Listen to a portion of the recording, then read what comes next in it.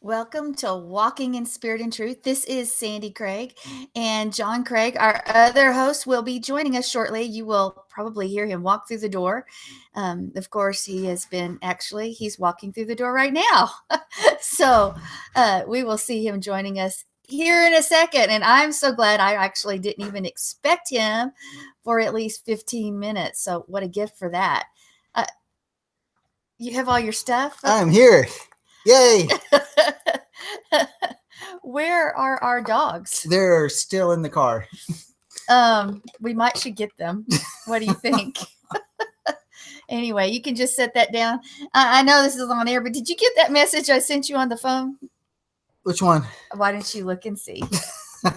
Anyway, so we're here on a Tuesday night, and I hope you guys are having a good week thus far. Are you going to go get the dogs? I am going to go get the dogs. All right. Because we are, and we're excited that you've joined us. We've been studying the four rivers of Genesis that we read about. And we've just been slowly taking our time going through the different rivers and actually studying it in depth, but even looking at the things within the river. Last week, we started to look at Onyx, which we see in Genesis. And in all actuality, we're going to continue with that journey about Onyx because there's more to talk about. And I know there are some things that, as I was studying it out, that sort of clicked or sort of sent off this, hello, you need to check this out a little bit more. Because when we look at Onyx, we know that it was used, of course, on with the high priest. We also know that it had an engraving on it, names engraved on it. And the minute when you read that phrase, I don't know about you, but it immediately takes me to Revelation, because we know that those that from Pergamum, they go through that, when they make it through, they get a white stone and they're a new name on that white stone. And so I want us tonight to do a little bit more on Onyx, but maybe also let's see how far we can get in connecting it to Revelation and even into Pergamum. Maybe we'll look at that a little bit more closely, because I think there's something significant there. And as I've said before, do not take my word for it or anyone else's. When information or teaching or preaching a sermon, whatever it is, a message is presented to you, you need to go study it out yourself, because men and women are fallible, and we're all in different stages of the journey. And you put it on a shelf, you study it out, and then you take that information as Yah leads and directs, on your journey. So with that being said, let's jump in and see what we can find. Excuse the noise as our dogs make it through the house.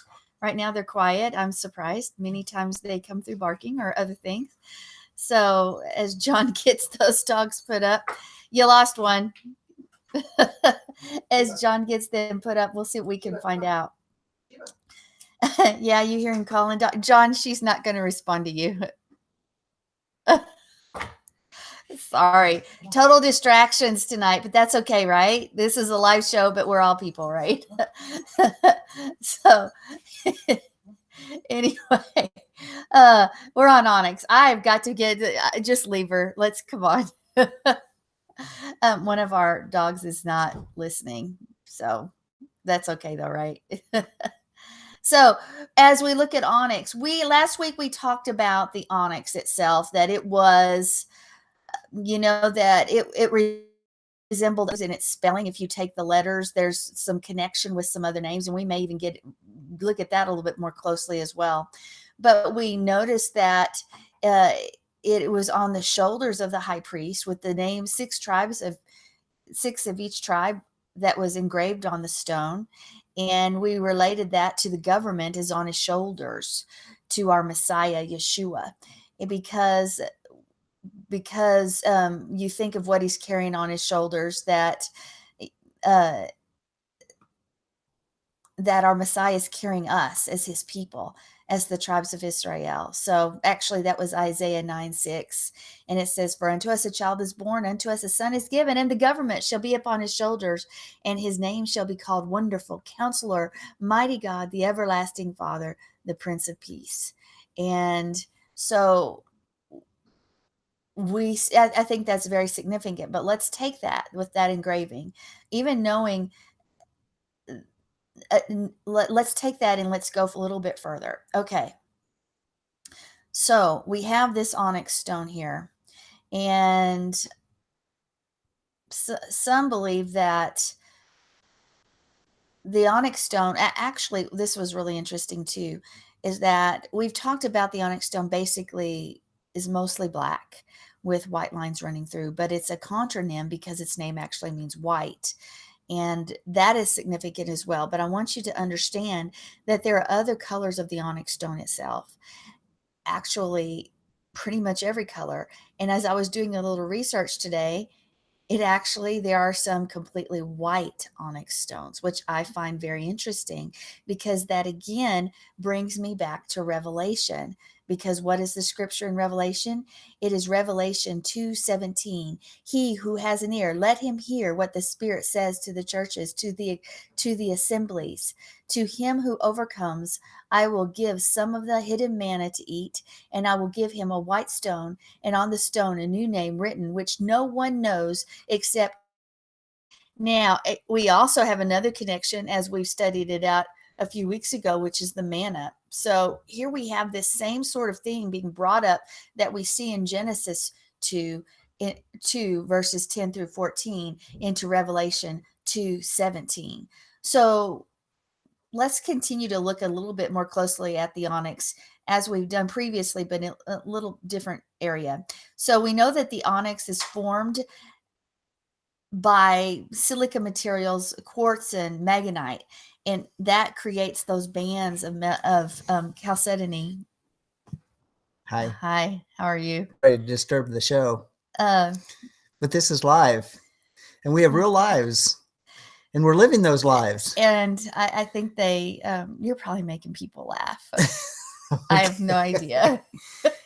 We're glad you're here. I'm glad to be here. You here. gonna open up your word?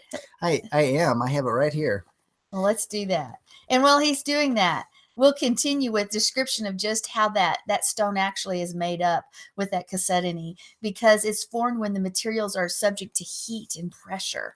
Those layers come together and form that stone, which is generally black. But as I've said, in studying, I found out that I knew it came in other colors, but even white, and that surprised me.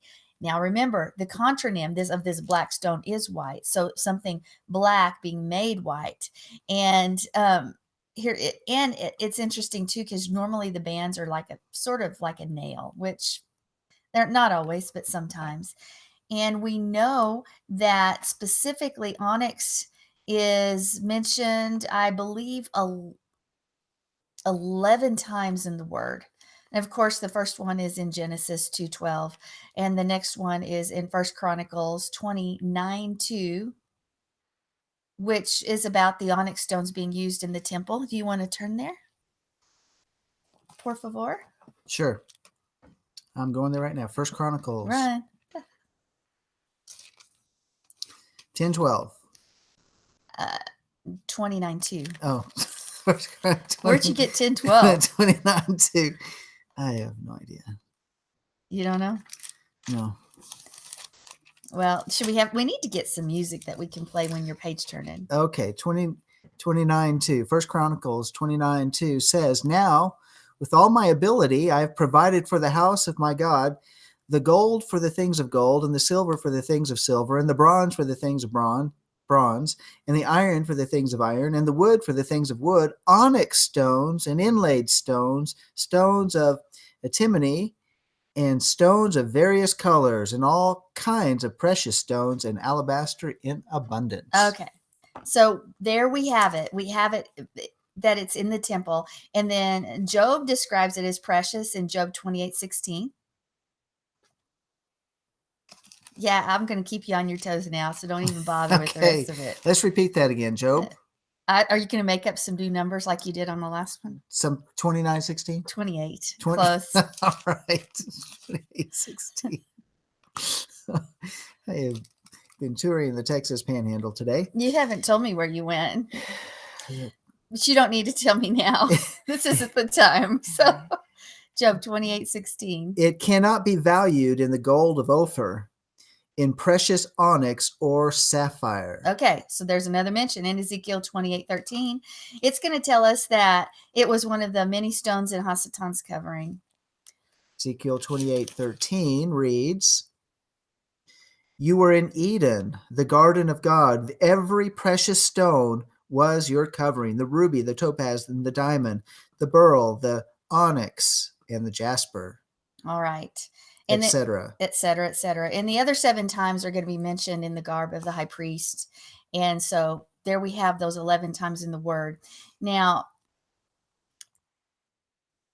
when we understand that the stones were to be engraved like the engravings of a signet, as we talked about last week, even the ring, the seal, let's take some of those words and just let's study them out in a little bit closer.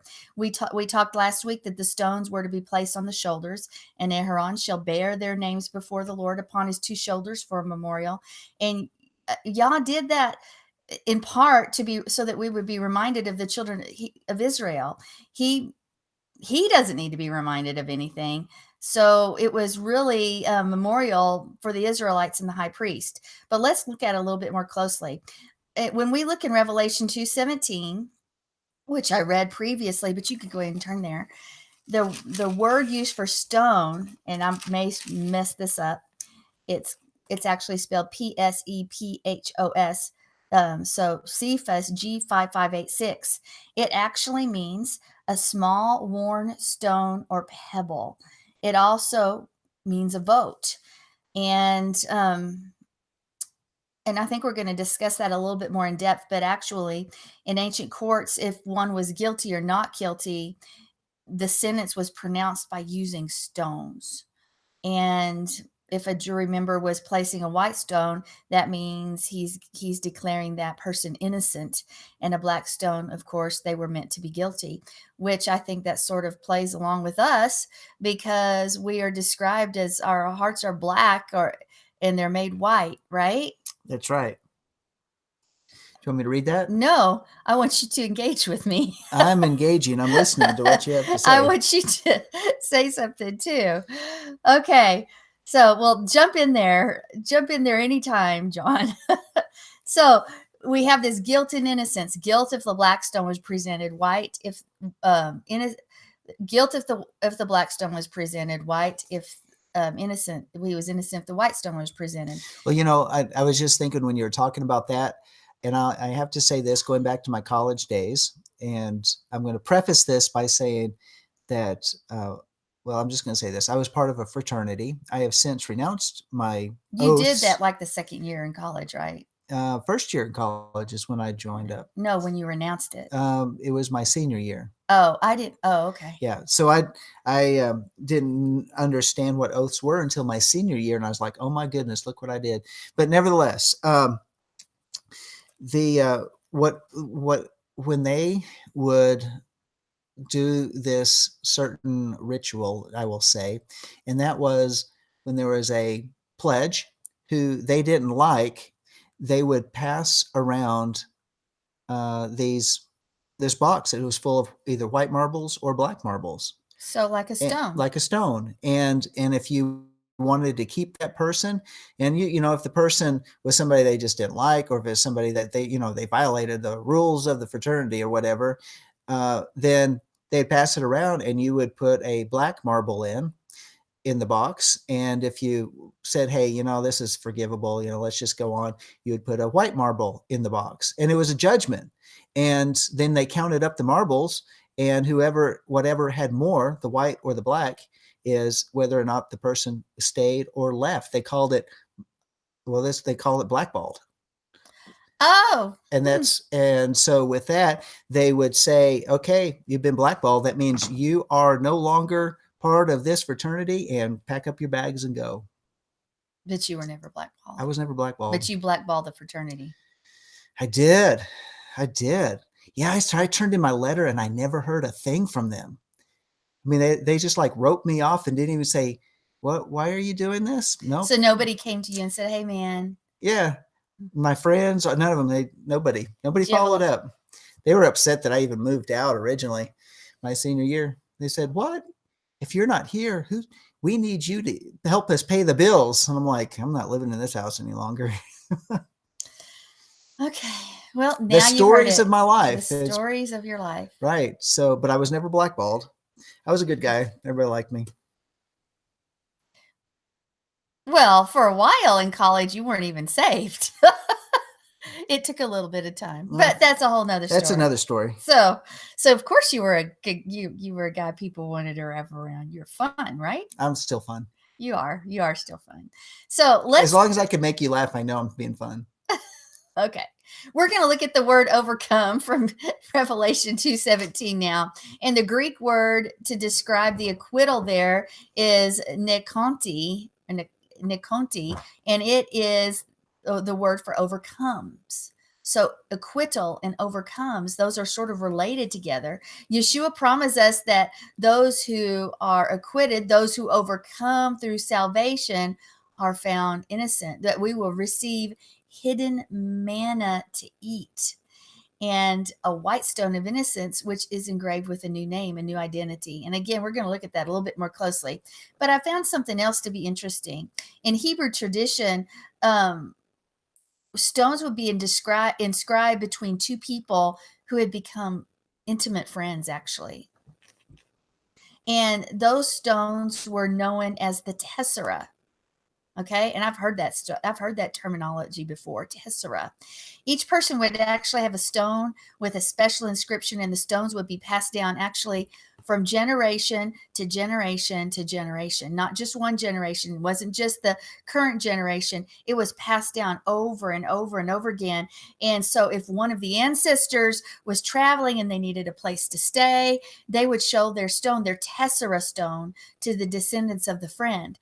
And the inscriptions would be matched, and that always guaranteed that the descendant had a place to stay and food and hospitality, and it was a memorial basically of the friendship that once was, the memorial of a special friendship. And Yeshua gives us an intimate friendship, an intimate friendship with him and with Yahweh through what? Through salvation. So what happens when we begin that process of quote unquote being saved? We get a new identity. We're born anew, a new creation. The stony heart becomes a heart of flesh. And from that relationship, as some would call it, a friendship, well, we have a new inheritance. A new inheritance that we get to be a part of. Let's look at Ephesians 1, verses 10 through 14. Ephesians 1, verses 10 through 14. All right, Ephesians 1, beginning with verse 10, reads, with a view to an administration suitable to the fullness of the times, that is, the summing up of all things in Messiah, things in the heavens and things upon the earth. In him. Are we in the right place? No. You said Yes, Ephesians 1? we are there. I'm listening to a cat fight about to begin. Okay, verse 11. Also, we have obtained an inheritance, having been predestined according to his purpose, who works all things after the counsel of his will, to the end that we who were the first to hope in Messiah should be to the praise of his glory. In him you also, after listening to the message of truth, the gospel of your salvation, having also believed, you were sealed in him with the Holy Spirit of promise, who is given. When you're sealed with the Holy Spirit of promise, that's like a signet, just FYI. It's like that signet ring. You're sealed. That stamp is upon you. His mark is on us. His mark is on you. Who is given as a pledge of our inheritance, with a view of the redemption of God's own possession, to the praise of his glory. And I'm going to back mine up. My version's a little bit different, but after we talked about that signet, that where it said you're sealed with the Holy Spirit of promise, like a signet, who is the guarantee of our inheritance. And what is that? That's like that, our inheritance. That's like the tessera stone that's inherited from generation to generation until the redemption of the purchased possession to the peace of his glory. Now let's back up a little bit where he said, in him also we have obtained an inheritance. That's like that, again, like that hidden manna and that white stone, a name, the name that's engraved. So that brings us over to stones, living stones, right? We've talked about it over and over and over again, that we are living stones, that we build up the temple, that we are the temple of the Most High, right? And that is referred to 1 Peter 2 verses 4 through 8. I am so sorry, folks. We got animals everywhere tonight. Oh my, oh my, oh my. 1 Peter 2 verses 4 through 8. Why, you could just you can rewind that to see that one again. 1 Peter 2, 4 through 8. All right. And coming to him as to a living stone, rejected by men, but choice and precious in the sight of Yah. You also, as living stones, are being built up as a spiritual house for a holy priesthood, to offer up spiritual sacrifices acceptable to Yah through Yeshua Messiah. For this is contained in Scripture. Behold, I lay in Zion a choice stone, a precious cornerstone, and he who believes in him shall not be disappointed. This precious value, then, is for you who believe, but for those But for those who disbelieve, the stone which the builders rejected, this became the very cornerstone, and a stone of stumbling and a rock of offense. For they stumble because they are disobedient to the word, and to the doom they were also appointed.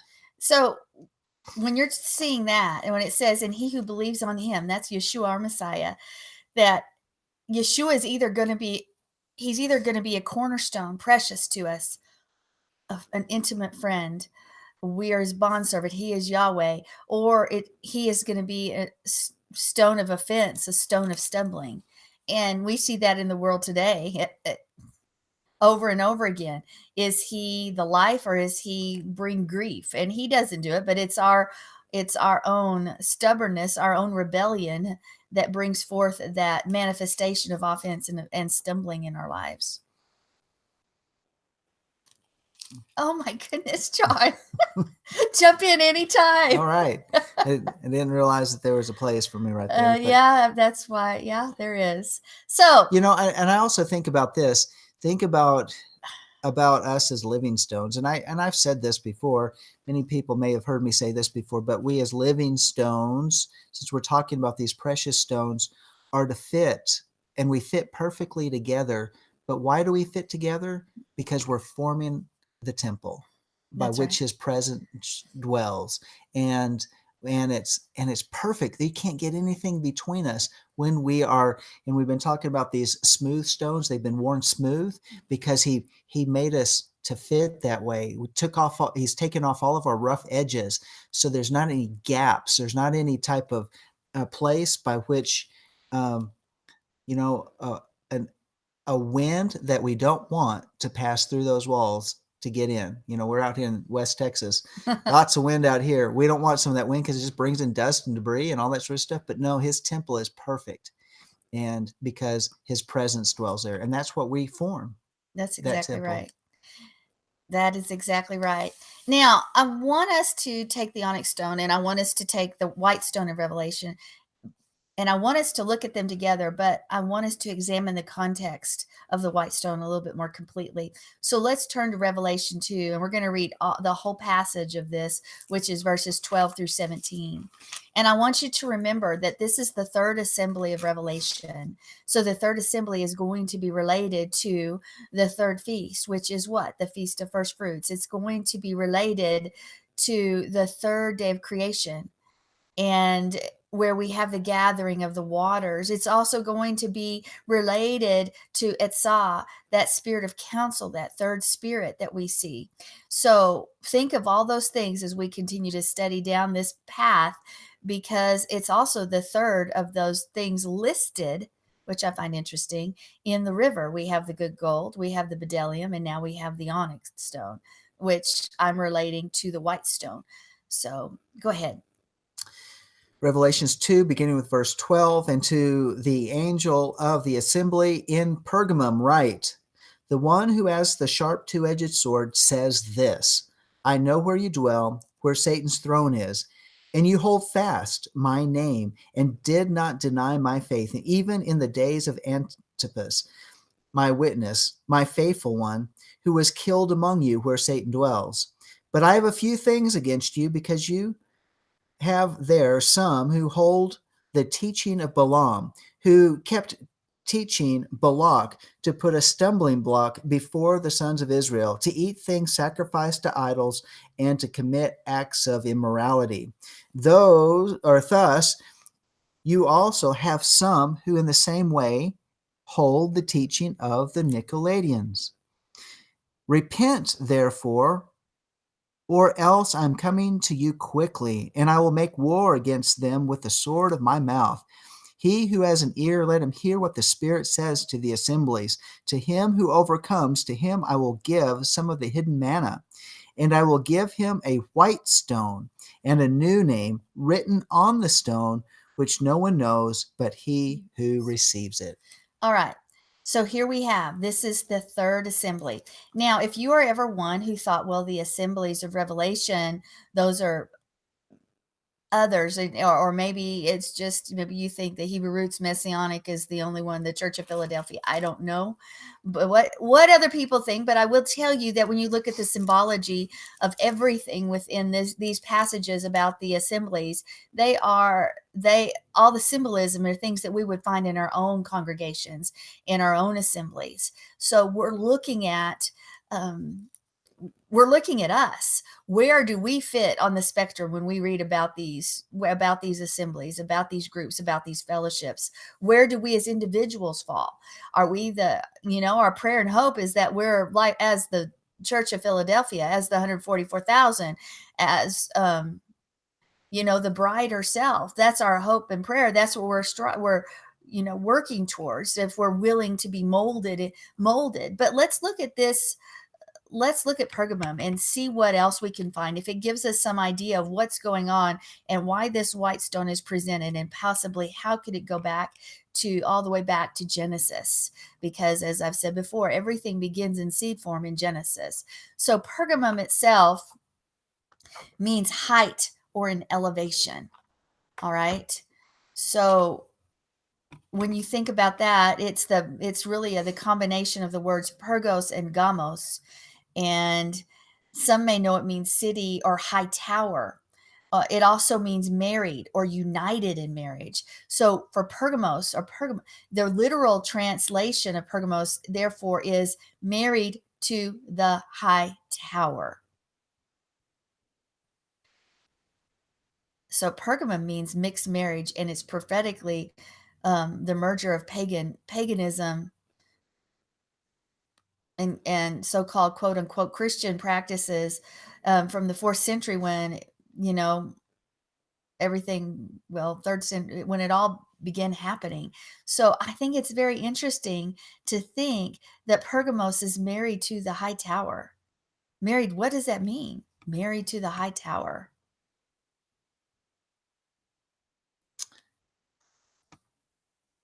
Yes, Married to the high tower.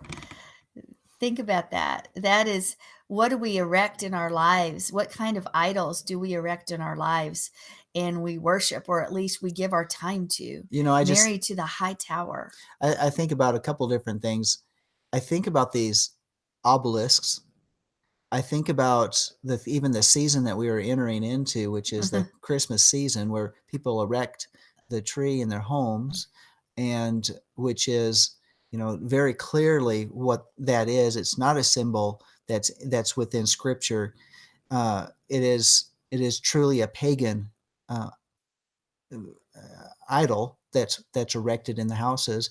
I think about these obelisks where they're located in Rome, in Washington, D.C., in London, which basically are pointing out the main places in the world that control the world.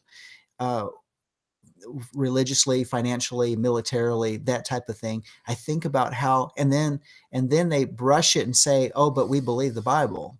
And you see a corruption that comes from those power bases, and that's what it is. It's a power base. And so we'll have a little bit of this, but we're going to do things in the dark and in the secret places that no one knows of. And those are the corruptions that are actually being revealed today, because in the time of tribulation, it is in the time of tribulation where there is a war that takes place, and the deceptions and the delusions are being exposed that have held the world in its snare. And that's what we're seeing coming to light right now. Unfortunately, many people love their darkness. They love being deluded. I don't understand that, but they don't love the truth. Because it's easier and it's more fun. It's nefesh pleasing. It's flesh pleasing to serve other gods, or to serve many gods, or to have your foot to be warm. It's easy to virtue signal. It's easier to say, I'm a warm-hearted person, and so I'm going to allow certain things to take place because I don't want to offend anybody. And yet that very thing that they're loving is the offense that destroys families and nations and peoples and borders and cultures and all of that. And that's where you say, what is love? I mean, what is true love? And that's why the love of many grow cold in the day and the hour that we're living in. It's more than just people not caring for other people. It's because people don't know what love is. And what truly is love actually has parameters and that's why borders are there. It's parameters, because we love the people in our nation. We love the people, and then we make rules and provisions for those that want to join our nation because we love them too. Otherwise it becomes diluted. It's full of mixture. So and that's the problem. But that's where liberalism can take us down a path of destruction. Well, it does. And the world goes that direction. America, the United States, is going that direction, or has gone already.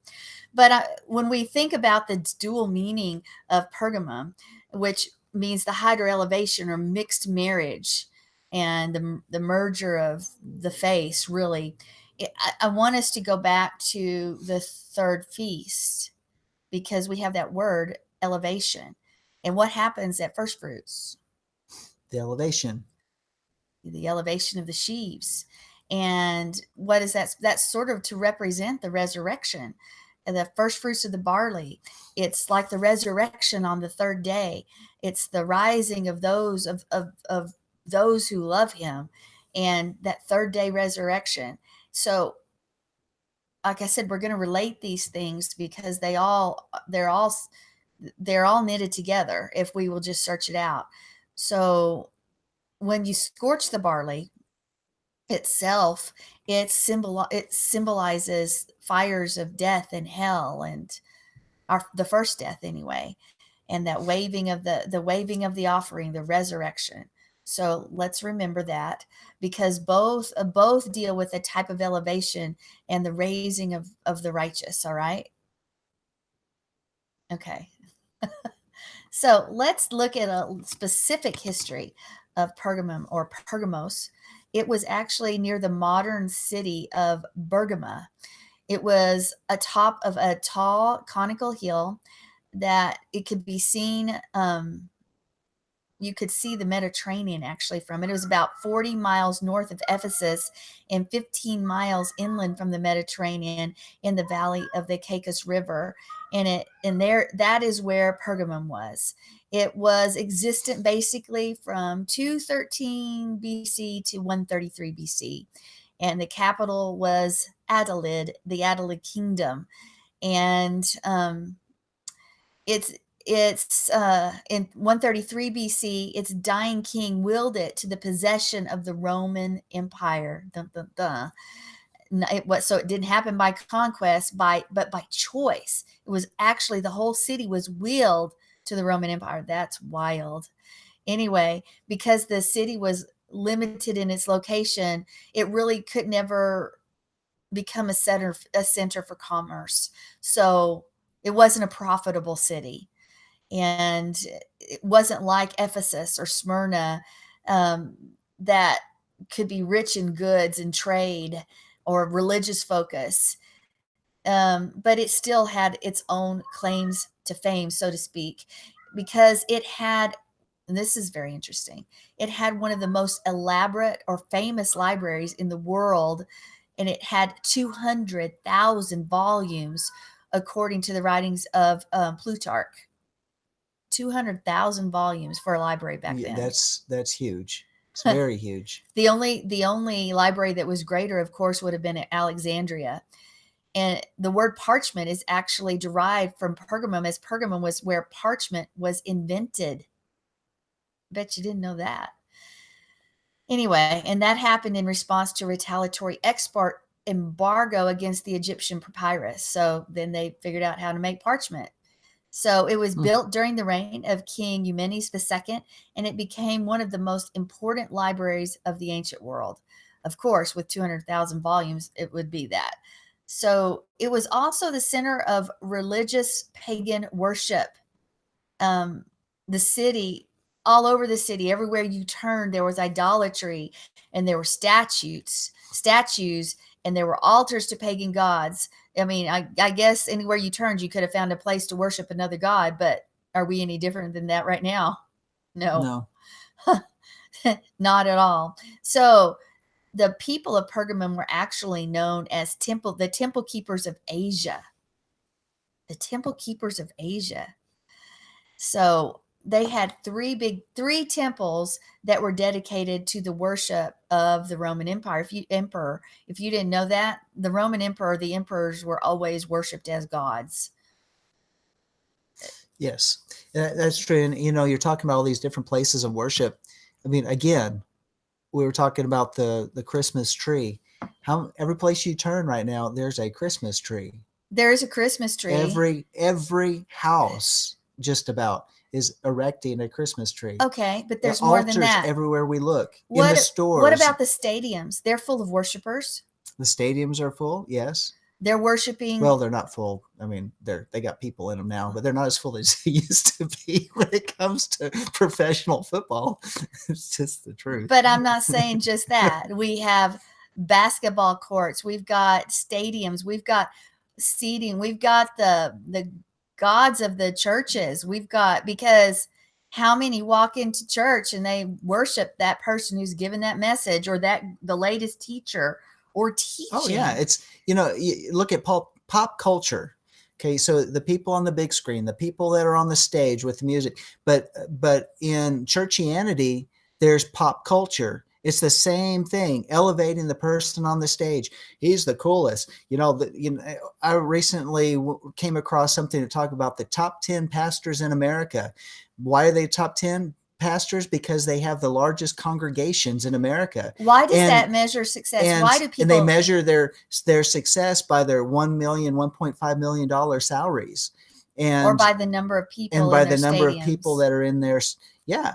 I mean, the largest church in the world is down there in Houston, Texas. And is that bigger than Young Cho's church now? In America. In America. In America is in Houston, Texas. And it's a stadium, and they fill it up, 55,000 people every Sunday. I don't understand that. So that is the pop culture that has invaded the churchianity world. But let's not just say that. As you said, anybody on the big screen has become an idol. I mean, people cry and they raise their hands and they hold their flashlights out if some singer sings a song. But you come to sing a song in our assemblies, in our congregations, to the King of Kings. And what do? People sit on their hands, and those same people will go worship at a stadium and go do something else. But yet when it comes to the King of Kings, the Yah of Yahs, they'll sit on their hands and cross, and that. Well, they'll play on Facebook until the songs are over. That's another message. Yeah. Anyway, yeah, they'll play on Facebook or their talk. That's one thing I do not like, is you're pouring out your heart to the King, and that's what gives you that ability to enter into that throne room. I will enter his gates with thanksgiving in my heart and enter his courts with praise. And you look out in the congregation and they are playing with their idols or talking and showing such a lack of the fear and the respect of Yahweh. And anyway, That's a whole nother message and rabbit trail. It's heartbreaking. It is heartbreaking, and to know the power that when we would come together, if we would truly worship with one voice, how it would literally change the face of each and every assembly and service and meeting time, because he would literally pour out himself on us. But again, the wrong message. It's not for today. So, okay, there were other temples as well. There was a temple to Athena. Yeah, that was one of their goddesses that they really worshiped. And of course, the big temple was the great altar of Zeus, which we're going to spend some time on. The great altar of Zeus. Yeah, that's a big deal. And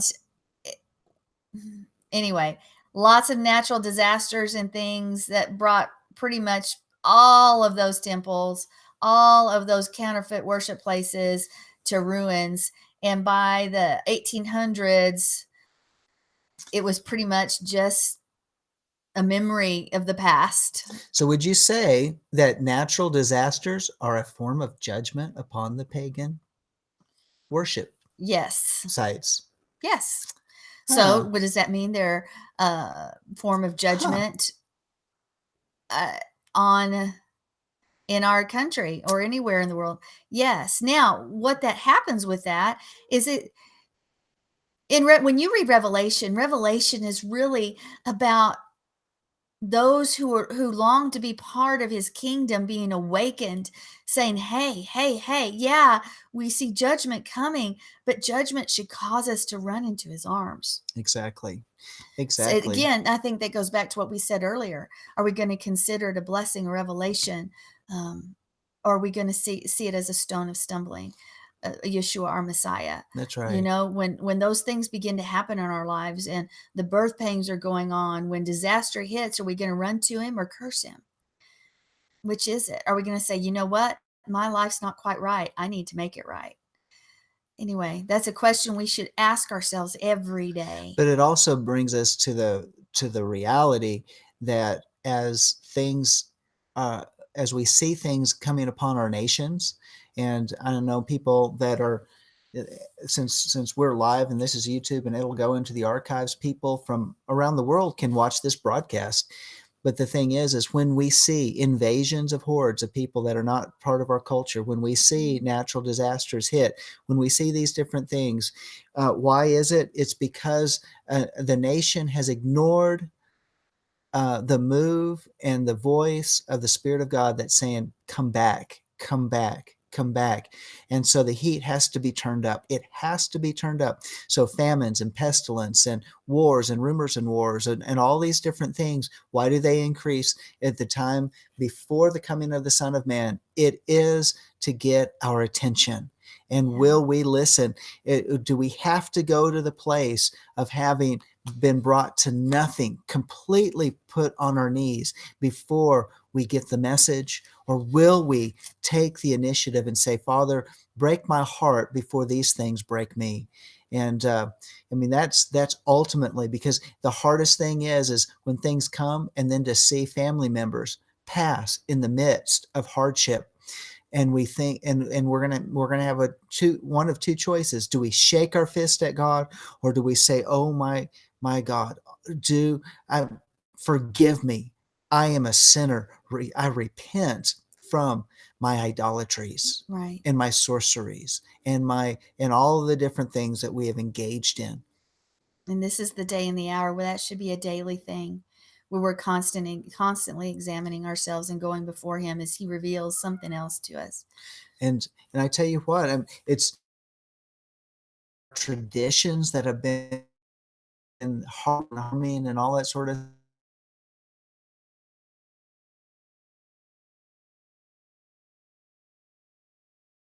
warming, because it involves the family. But the problem is the heartwarming events need to be those memories around the feast days, and not those things that come out of the mixture that culture and Madison Avenue have elevated as a counter elevation above Yahweh. And that's the seriousness of it. And I know that many people are listening right now, they understand that, but we cannot elevate things that are not of God and and elevate those things, even though they're warm and cuddly.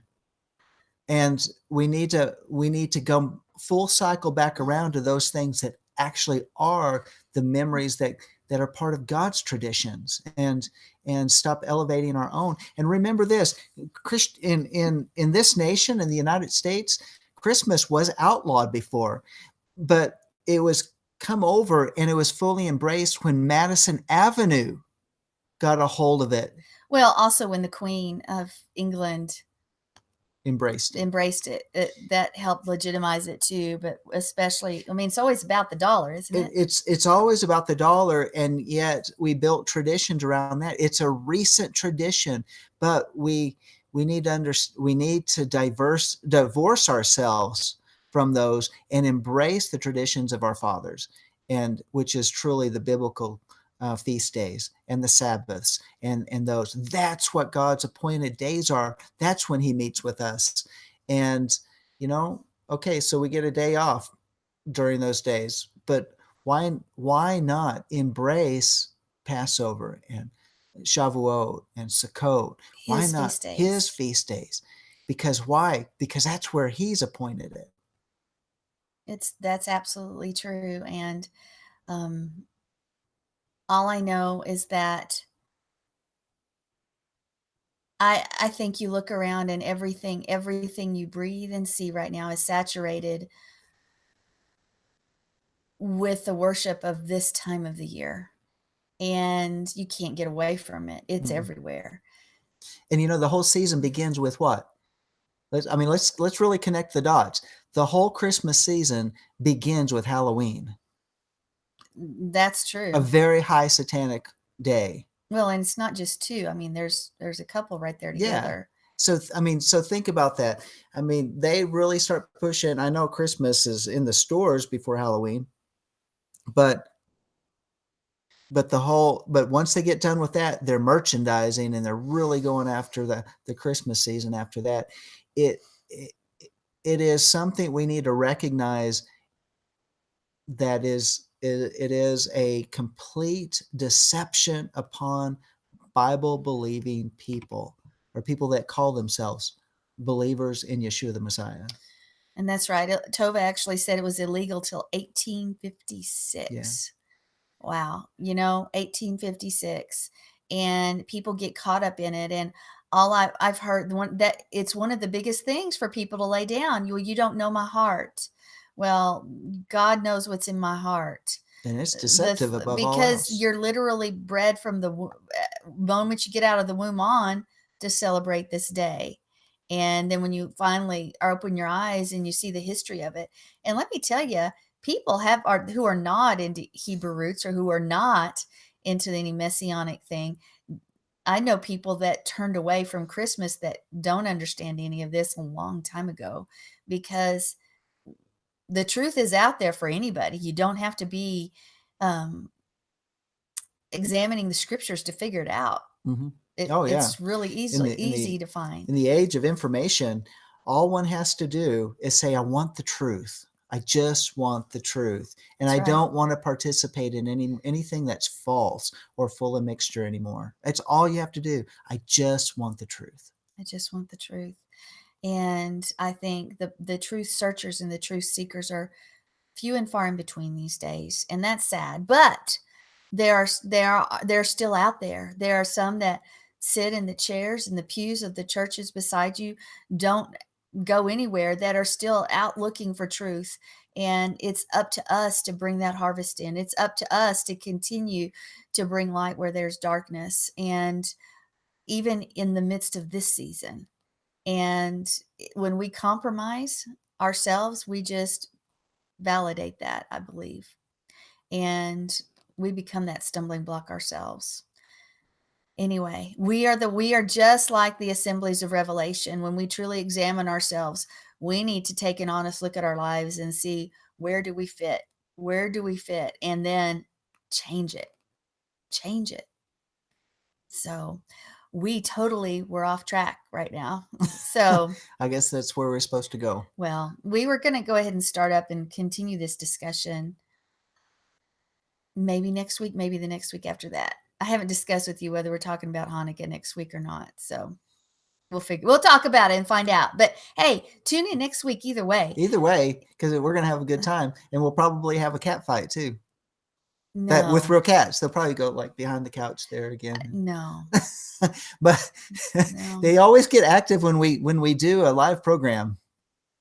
Oh, they don't do that any other time, No, actually. they get active when we do a live program, and Simba will roar like you heard. Anyway, nobody wants to hear about that. So why don't you close this out? Why don't you tell everybody how to get a hold of us? Yeah, so if you want to know more about who we are and about our ministry here in Amarillo, Texas, is you can go to our website, which is www.lifeofworshipamarillo, all one word, lifeofworshipamarillo.org. It's .org, and look up our website, and on there you can find our email. We'd like to hear from you. You can send us an email, let us know what you think, and connect with us. We're also on Facebook. We've got a Life of Worship Facebook page, and so you can connect with us there as well. We have our own live YouTube program on Life of Worship, and is it under Sandi Craig or Life of Worship Amarillo? If you look up Life of Worship Amarillo, 2 L's, it didn't have room for the O. Yeah. Or Sandra Craig or any of that, it should bring us up. Yeah, so you can look us up that way for YouTube on subscribe. Subscribe and hit the bell so that you'll get notified. And that's on YouTube. We have a live service that actually begins at 5. The YouTube comes on about 6 o'clock on Shabbat Central Time. And we have our Torah portion at 2 p.m. on Shabbat Central, but it is not on YouTube Live. Nope, it's on paltalk.com. So and you can listen in to our Torah portion every week. Yeah, so we got different ways to connect, and we'd love to hear from you. And also, if you'd like to partner with our ministry, you can go on there. There's a button there where you can partner with us financially. You can partner with us in prayer. You know, all of that counts. And we want this message to go around the world. We want to be able to touch lives everywhere, and your generosity helps get that word out. And if you're ever in the area, come visit us. We would love to hear from you. Oh, absolutely. So Amarillo, Texas, it's on the way to somewhere. So if you're crossing the United States, or you're going between Oklahoma and Colorado or Kansas or New Mexico, and you got to come through the panhandle of Texas, there you go. That's right. Well, it's been great being with you all this evening, and I'm so glad that I made it back from across the panhandle. Amarillo is on the way home for me. So anyway, it was good to be with you. So on behalf of Walking in Spirit and Truth and LandTube, Lamb Lamb Tube. What did you just say? Well, I said LandTube. LambTube. Come on, get your lips Messianic Lamb Radio. This is John Craig. And this is Sandi. Until next time, Shalom.